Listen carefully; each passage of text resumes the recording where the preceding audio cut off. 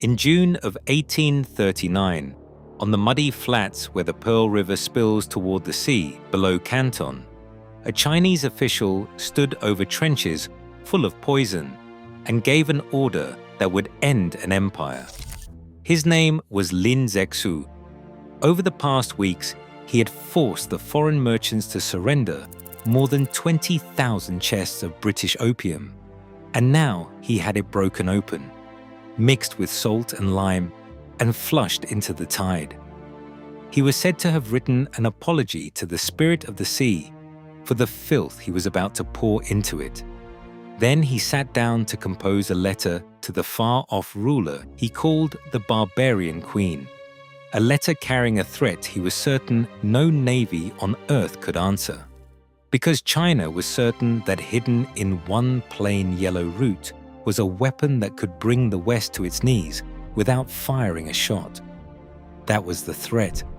To understand why the proudest court on earth would stake a war on a garden vegetable, you have to travel 3,000 miles inland and 2,000 years back to a cold mountain where nobody was thinking about empires at all. The plant grew wild on the roof of the world, on the high plateau where Tibet folds up into the sky and down through the frost-bitten hills of Gansu and Qinghai in the far northwest of China. A coarse thing pushed up out of thin soil. Huge crumpled leaves, thick ribbed stalks, and beneath the ground a knotted yellow root. It was not beautiful and it was not food. The first people to dig it up and taste it learned quickly that the root did something violent to the body. It emptied you, completely, urgently, and without mercy. The Chinese called it dahuang, which means simply big yellow. And they treated it the way you treat anything that powerful, with respect and a little fear. The oldest Chinese book of drugs, the Divine Farmer's Materia Medica, a tradition reaching back toward 200 years before the birth of Christ, already listed as a medicine of the first rank. It was a purgative so harsh that it could not be used raw. Healers boiled it, dried it, soaked it, boiled it again, taming the poison down into something a sick person could survive. Get it wrong and the cure was worse than the illness. The great green leaves they threw away, and they were right to. Those leaves are quietly toxic, loaded with oxalic acid, a fact that would come back to kill people more than once in this story. So this was the beginning. Not a fruit, not a treat, not a pie. A frost-hardened root from the edge of the known world that made your body betray you. The Chinese ground it into their oldest recipes and guarded the knowledge for centuries. And then it began to move. Along the caravan tracks that stitched China to Persia to the Mediterranean. Dried rhubarb root traveled west in the saddlebags of merchants who had no idea what plant it came from. The people who received it knew only that it arrived from somewhere impossibly far away, from beyond the great river the ancient world called the Rha, the river we now call the Volga. And so they named it after that faraway place. Rha, the river. Barbarum, meaning foreign, meaning barbarian. The barbarian root. Remember that name. The West would spend the next 1,000 years calling this plant the foreigner, never once guessing that one day, in a palace in the East, they would be the foreigners it was aimed at. The root that could empty a man was about to become worth more than the treasures kings went to war over. In medieval Europe, rhubarb was not a vegetable. It was a fortune. Dried and shipped across the entire breadth of Asia, the finest root sold for several times the price of cinnamon, of saffron, even of opium itself. Think about that. A knot of dried root, worth more by weight than the most precious spices on the continent. The great physicians of the Islamic world, Avicenna among them, prescribed it. When a Spanish envoy named Clavijo traveled to the court of Timur at Samarkand in the early 1400s, He listed the greatest goods arriving from China, and there among the silks and the rubies and the pearls sat rhubarb. It stood in the same sentence as diamonds. Its value was so absurd that Marco Polo, on his journey east, went looking for the plant itself, trying to find where on earth this miracle actually grew. He tracked it to the mountains of the northwest, exactly where the Chinese had been harvesting it all along. It reached Europe through the Turkish ports of Aleppo and Smyrna, and so Europeans called the best grade Turkey rhubarb, still with no clear idea what it was or where it came from. By the time it reached the streets of London, it had become theatre. Men would dress up in what they imagined were Turkish or Eastern costumes and hawk pieces of the dried root as exotic medicine, playing up the mystery to drive the price. And the whole of Europe had built a strange ritual around it. Every spring, respectable people dosed themselves with a great purge to clean out the winter, and rhubarb root was the star of that purge. Parents believed a child who skipped the yearly cleaning would breed worms. It was not a want. In the Western mind, it had quietly become a need. Everyone craved it. Only one part of the world grew the real thing. And a scarcity like that does not stay a medicine for long. It becomes a lever. To the north, an empire was already reaching for the handle. Russia understood the value of controlling rhubarb better than anyone, and Russia squeezed. The trade funneled through a single frozen outpost on the Chinese border called Kyakhta, and the Russian crown ran it like a fortress. Inspectors examined every shipment. Anything rotten, anything second-rate, anything that failed the standard was rejected on the spot and burned, so that only flawless root carried the Russian name. In 1738, the state locked in a single trusted merchant from Bukhara to supply the finest grade, and the money was staggering.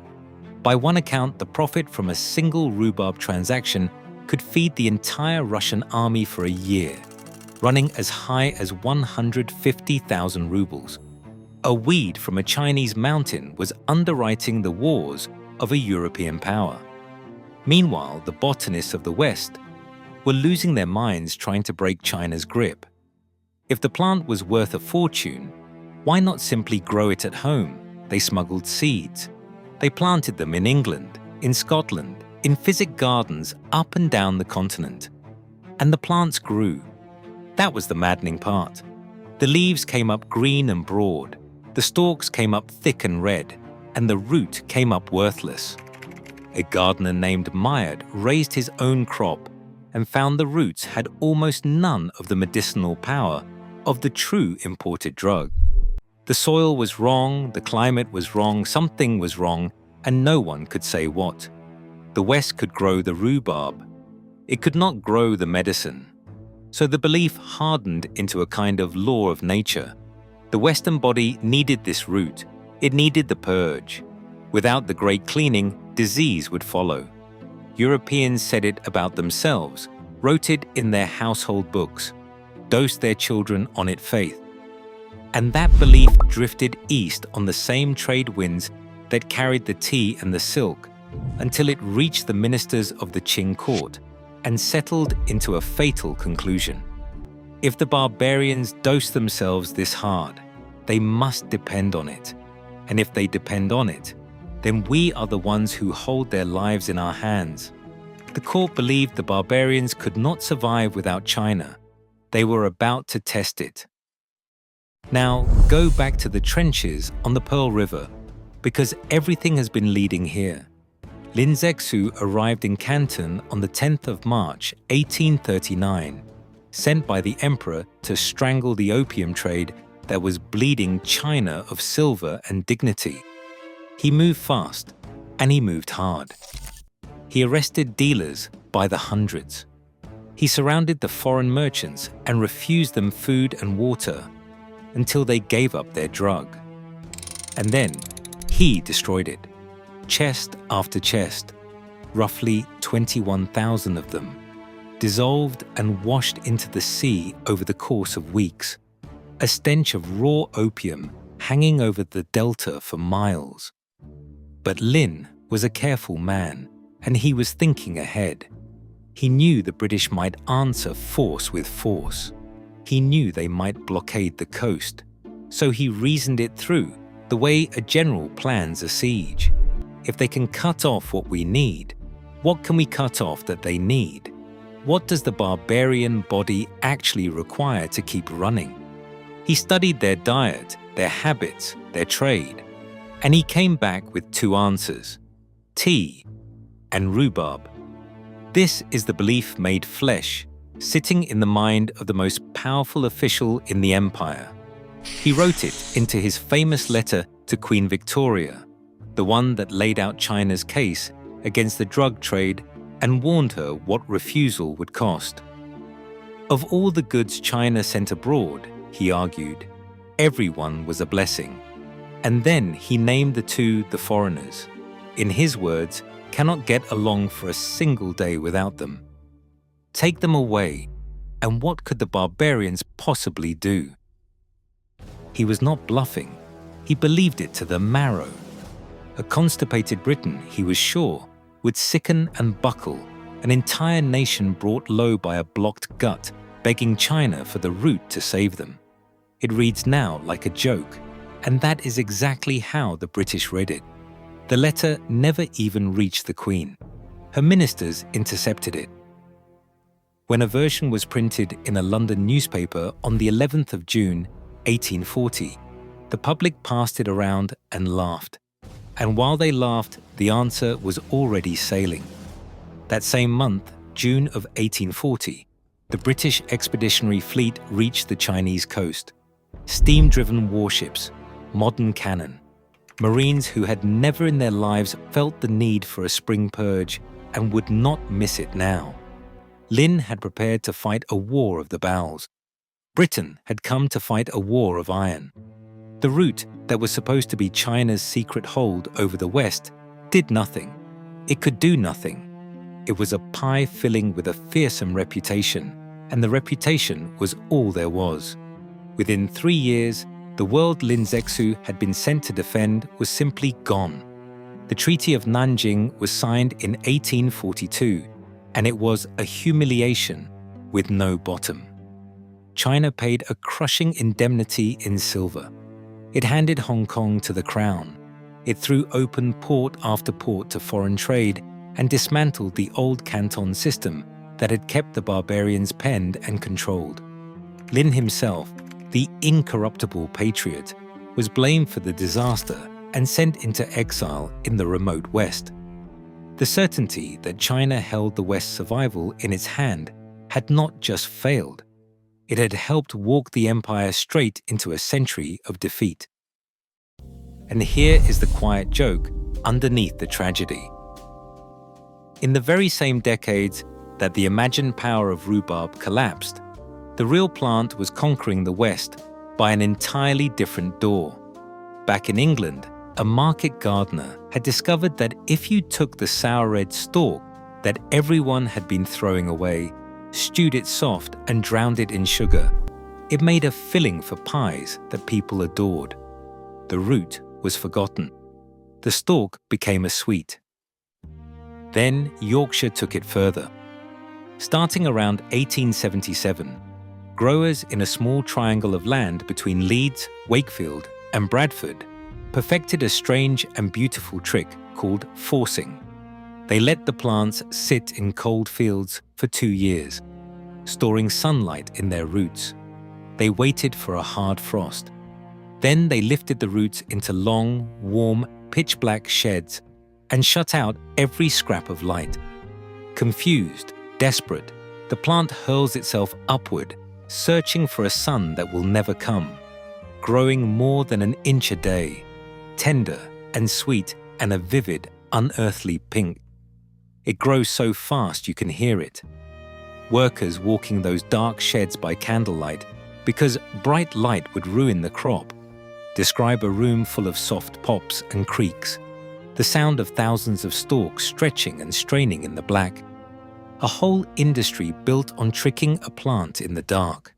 The barbarian root, the fortune worth more than diamonds, the imagined lever over nations, had become a thing you grew by candlelight to put in a crumble on a Sunday. Which brings us, at last, to now.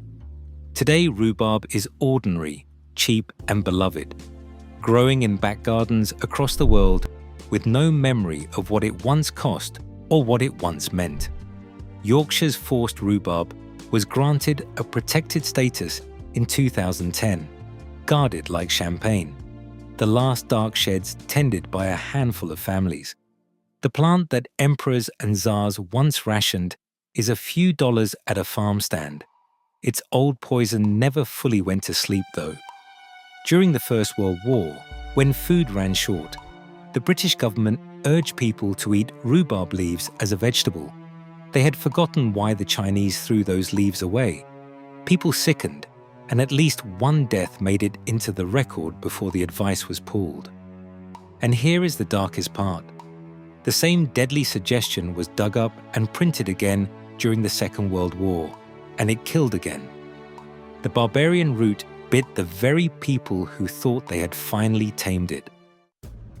But the twist that would truly stop Lin Zexu's heart is this. On the 8th of January 2014, a team of scientists at Harvard, led by the physicist Michael Aziz, announced in the journal Nature a new kind of battery, not a small one, a grid-scale battery, the sort you would use to store the electricity from entire fields of wind turbines and solar panels to hold the power of the sun through the night. To find the right molecule, they had screened more than 10,000 candidates. The winner, the little organic molecule that made the whole thing work, was nearly identical to a compound found in rhubarb. The press simply called it the rhubarb battery. Sit with that. The plant that a dying empire once believed it could use to choke the West to death by denying it. The root it hoarded as its trump card over the barbarians turned out to hold, in its chemistry, a possible key to storing the clean energy that might power the barbarian cities. The Qing court had the direction exactly backwards. It was never a way to shut the lights off in the West. It may be a way to keep them on. So trace the whole strange arc one more time. It began as a bitter yellow root on a frozen mountain, a medicine that emptied the body. It became a drug worth more than saffron, carried across the world by men who did not know what it was. It became, in the mind of an emperor's minister, the secret to winning a war without a battle. It became a joke in a London newspaper. It became a pie. It became a crop grown in total darkness and cut by candlelight. And it became, in the end, a molecule that might hold the sun. Look back now at the certainty we started with, the proud conviction on the banks of the Pearl River that this root was China's hold over the fate of the West. The barbarians never needed it. They laughed at the letter and sent their gunships. The war came anyway, and it was China, not Britain, that was brought low, and the root had nothing to do with any of it. There was, in the end, a weapon that could bring an empire to its knees without firing a shot. It was never the rhubarb. It was the certainty itself, and the wrong empire was holding it. If this story surprised you, and I hope it did, tell me in the comments which part got you the most. The letter to the Queen, the war fought over a laxative, or the battery. And if you want more history hiding inside the ordinary things on your plate, subscribe and stick around.